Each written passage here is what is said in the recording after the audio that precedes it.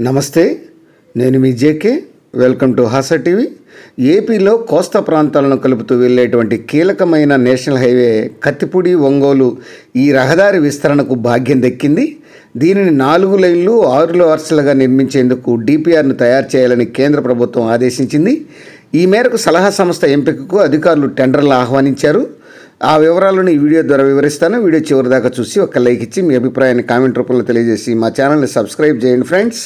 ఆంధ్రప్రదేశ్లో కోస్తా ప్రాంతాలను కలుపుతూ వెళ్ళేటువంటి కీలకమైనటువంటి కత్తిపూడి ఒంగోలు జాతీయ రహదారికి విస్తరణ భాగ్యం దక్కింది.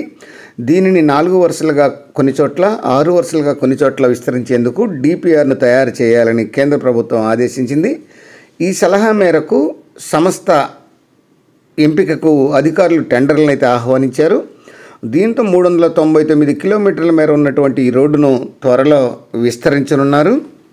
కేంద్ర రవాణా జాతీయ వనరుల మంత్రిత్వ శాఖ మోత్ డైరెక్టర్ జనరల్ డీజీ వచ్చేసి సారంగి గత కొద్ది రోజుల కిందట ఏపీకి వచ్చారు. భీమవరం వెళ్తూ కొంత దూరం కత్తిపూడి ఒంగోలు నేషనల్ హైవే 216పై ప్రయాణించడం అయితే జరిగింది. ఈ సందర్భంగా దీని విస్తరణపై కొన్ని సూచనలు చేసినట్లు తెలిసింది. దీంతో మోత్ అధికారులు కార్యాచరణ చేపట్టారు. కత్తిపూడి నుంచి ఒంగోలు వరకు 399 కిలోమీటర్లు ఉంటుంది. ఇందులో కత్తిపూడి కాకినాడ మధ్య 27.5 కిలోమీటర్లు ఉంది. ఇది కేవలం 4 వరుసలుగా ఉంది. మిగిలిన జాతీయ రహదారి మొత్తం కూడా 2 వరుసలతో ఉంది. తాజాగా 4 వరుసలు ఉన్న చోట 6 వరుసలుగాను, 2 వరుసలుగా ఉన్న చోట్ల 4 వరుసలుగా విస్తరించాలని అయితే భావిస్తున్నారు.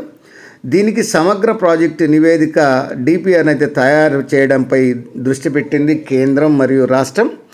మొదట కత్తిపూడి నుంచి మచిలీపట్నం బైపాస్ వరకు 229 కిలోమీటర్ల వరకు విస్తరణ దానికి చేయడం కోసం డిపిఆర్ తయారీకి సలహా సంస్థ ఎంపికకు టెండర్లను ఆహ్వానించారు. అది టెండర్ దాదాపు గడువు ఇచ్చారు. ఎంపికైన సలహా సంస్థలకు 18 నెలల్లో ఈ యొక్క డిపిఆర్ని తయారు చేయాల్సి ఉంటుంది. రెండో దశలో మచిలీపట్నం బైపాస్ నుంచి ఒంగోలు వరకు 161 కిలోమీటర్ల విస్తరణకు ఈ డిపిఆర్ తయారీ కోసం సలహా సంస్థ ఎంపిక కూడా కొద్ది నెలల్లో టెండర్లు అయితే ఆహ్వానించనున్నారు. 2026 చివరి నాటికి డిపిఆర్లు పూర్తయితే విస్తరణకు కేంద్రం నిధులు కేటాయిస్తుందని అధికారులు అయితే చెప్పడం అయితే జరిగింది.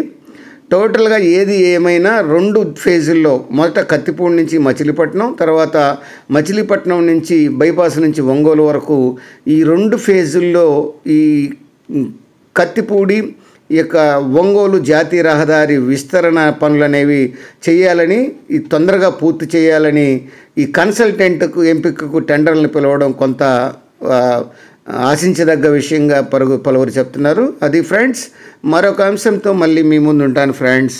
జై హింద్.